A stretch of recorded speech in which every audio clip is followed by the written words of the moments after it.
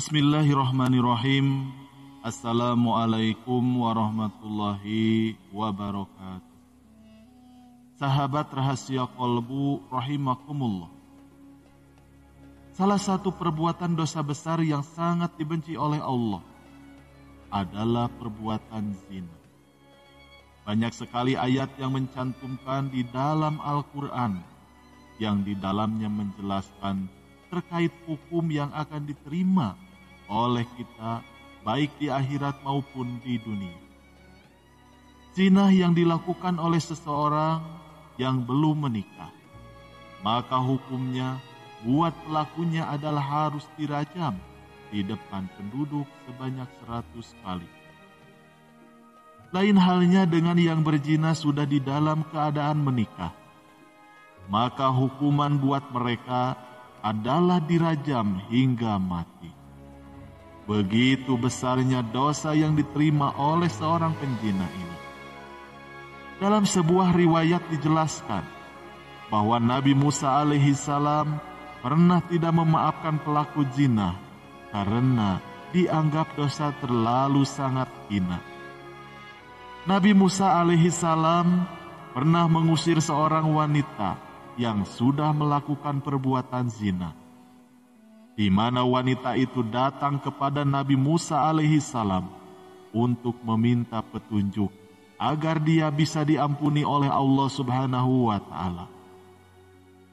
Hal ini membuktikan bahwa perbuatan zina adalah dosa yang sangat besar, yang sulit terampuni.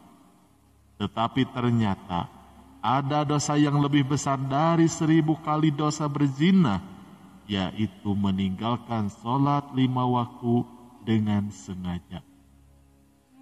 Dosa meninggalkan sholat 5 waktu ini sangat dimurkai oleh Allah Subhanahu wa Ta'ala di dunia maupun di akhirat kelak. Sholat adalah ibadah wajib bagi umat muslim. Sholat merupakan pondasi dan dasar agama Islam. Meninggalkan sholat sama saja dengan meruntuhkan tiang agama dan membuat Allah murka. Ibnu Qayyim al-Jauziyah rahimahumullah berkata, kaum muslimin bersepakat bahwa meninggalkan sholat 5 waktu yang disengaja merupakan dosa besar yang paling besar, dan dosanya lebih besar dari dosa membunuh, merampas, berzina, mencuri, dan minum minuman keras. Orang yang meninggalkannya akan mendapatkan hukuman dan juga kemurkaan Allah, serta mendapatkan kehinaan di dunia dan juga di akhirat kelak. Nabi Muhammad SAW, beliau pernah diperlihatkan pada suatu kaum yang dibenturkan kepala mereka pada batu. Setiap kali benturan itu menyebabkan kepala pecah. Kemudian ia kembali kepada keadaan semula dan mereka tidak berhenti melakukannya. Lalu Rasulullah SAW bertanya kepada Jibril, "Siapakah ini wahai Jibril?" Maka Jibril menjawab, mereka ini adalah orang-orang yang kepalanya tidak dipakai untuk menunaikan sholat fardu. Hadis riwayat Tabrani. Dalam riwayat lain juga diterangkan bagaimana pedihnya siksaan bagi seseorang yang meninggalkan sholat dengan sengaja. Ibnu Abbas radhiyallahu anhu berkata, jika langit sudah terbuka, maka malaikat akan datang dengan membawa rantai sepanjang 7 hasta. Rantai ini akan digantungkan kepada orang yang tidak melaksanakan sholat, kemudian dimasukkan dalam mulutnya dan akan keluar dari duburnya. Kemudian malaikat mengumumkan ini adalah balasan orang yang menyepelekan perintah Allah. Hadis riwayat Ibnu Abbas radhiyallahu anhu. Sahabat rahasia kolbu rahimakumullah. Di zaman Nabi Musa alaihi salam ada seorang wanita. Ia mendekati rumah Nabiullah Musa alaihi salam dengan terhuyung-huyung.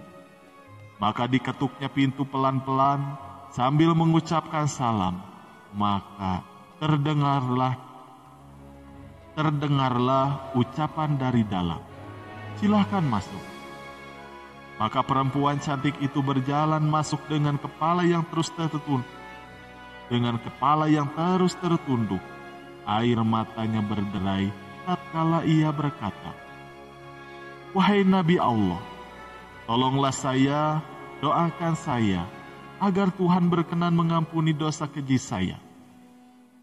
"Apakah dosamu, wahai perempuan?" tanya Nabi Musa sambil terkejut.